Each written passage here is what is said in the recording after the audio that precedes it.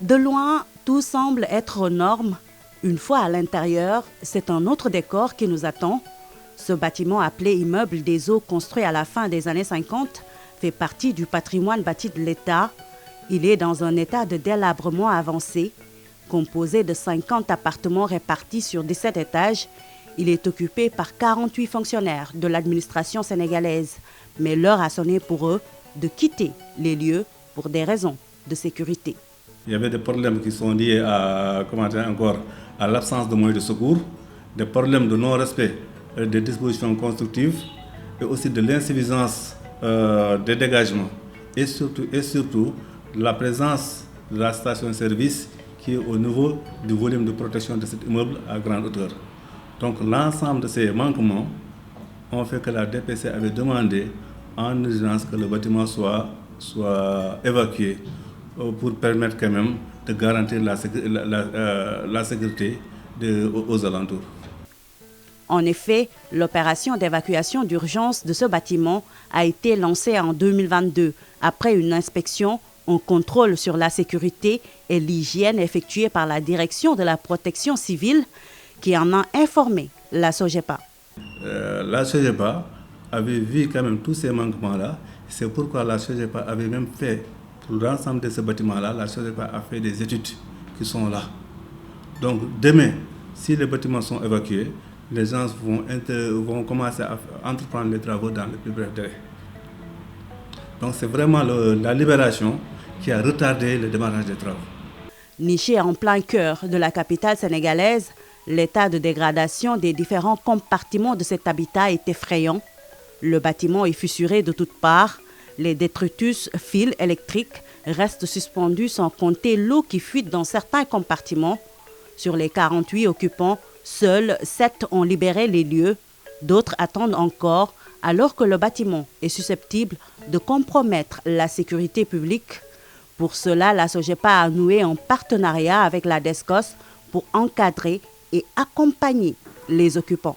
La procédure, c'est qu'on est d'abord saisi formellement par écrit par la SOGEPA avec donc toute la liste des occupants qu'il faut faire quitter.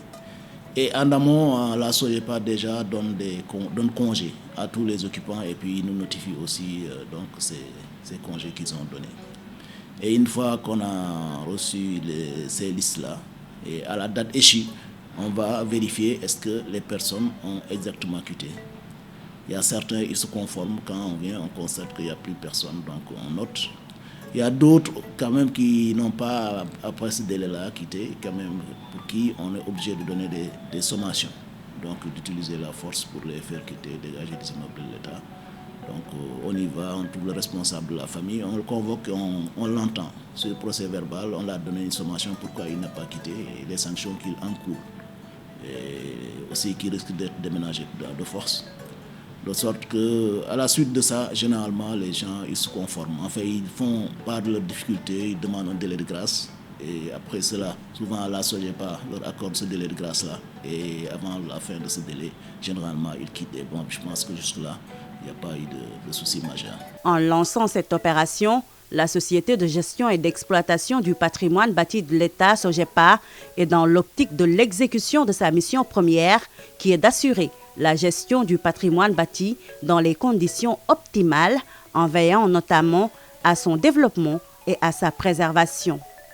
Donc c'est dans le cadre de l'exercice de cette mission de surveillance que la SOGEPA procède à des inspections de bâtiments administratifs par ses propres services ou en faisant recours à des prestataires pour disposer véritablement de bâtiments avec un carnet de santé qui établit de façon claire un peu quelle est la situation, l'état des lieux exact du bâtiment pour voir si c'est un bâtiment qui nécessite des entretiens, de la maintenance, de la réhabilitation. C'est à ce titre donc qu'elle participe ainsi à la conception et à l'exécution de la politique du gouvernement en matière de construction et de gestion d'immeubles administratifs à usage de bureaux et de logements. L'immeuble des eaux doit être évacué, réhabilité, tout comme 3 autres immeubles se trouvant au plateau et au Mariste. Le rapport il date de mai 2022 la SOGEPA avait en son temps, en juin 2022, adressé à l'ensemble des occupants des avis de libération pour les inviter à quitter les bâtiments avant que, en tout cas, une situation pire n'arrive. Mais vous comprenez que le contexte de juin 2022, avec les tensions sociopolitiques, la SOGEPA n'a pu mener à terme cette opération de libération. Nous, dès notre arrivée, on a pris connaissance du dossier et au mois d'octobre 2024, on a lancé des avis de libération pour demander à tous les occupants de ces 3 immeubles de pouvoir libérer leur appartement et de permettre justement à l'État de prévenir tout danger, mais également d'envisager une réhabilitation de ces immeubles-là. Pour Madame Ba, qui occupe cet appartement situé à l'immeuble des Eaux, il est impératif de quitter les lieux. Elle ne cesse de penser aux conséquences en cas de désastre et salue la décision de la SOGEPA. Je suis fini en 2019. J'ai 5 ans, mais problème yi ma fi fekk mooy problème ascenseur bi. C'est en 2019 que je suis venue ici. Cela fait 5 ans que j'habite dans cet immeuble. Nous rencontrons d'énormes difficultés. L'ascenseur tombe fréquemment en panne, sans parler des fils électriques qui débouchent de partout, ainsi que l'eau qui fuite dans nos salles de bain. Vraiment, la sécurité n'y est plus. Parce que risque yi ñu ci ragal yëpp mi ngi ci. Parce que immeuble bi moom mooy loolu. Ainsi donc, la SOGEPA met en avant l'arrêté de péril qui est une procédure visant à prévenir et à assurer la sécurité des résidents d'un bâtiment présentant un danger. La société a aussi prévu des mesures d'accompagnement pour les résidents.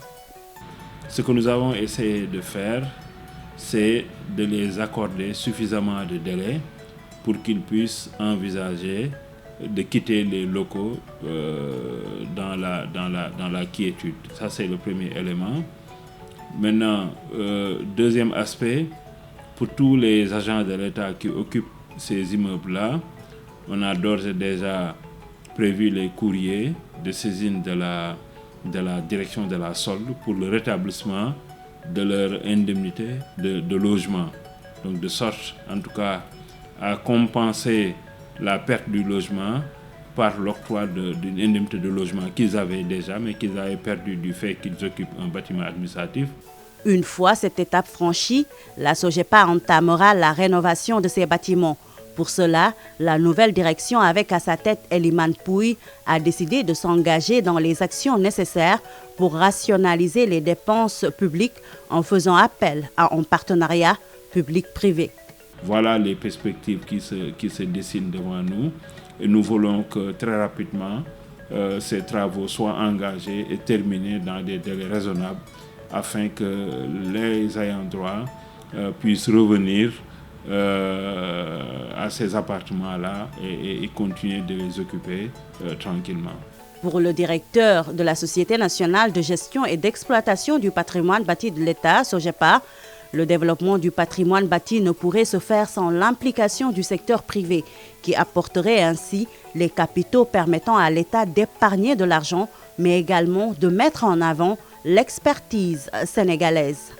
Nous comptons structurer des partenariats avec des promoteurs, en tout cas privés, dans une compétition la plus transparente possible pour permettre en tout cas à celui qui aura fait la meilleure offre de réhabiliter et d'exploiter partiellement l'immeuble réhabilité pour faire rembourser son investissement tout en continuant à y héberger un personnel de l'État ayant droit au logement.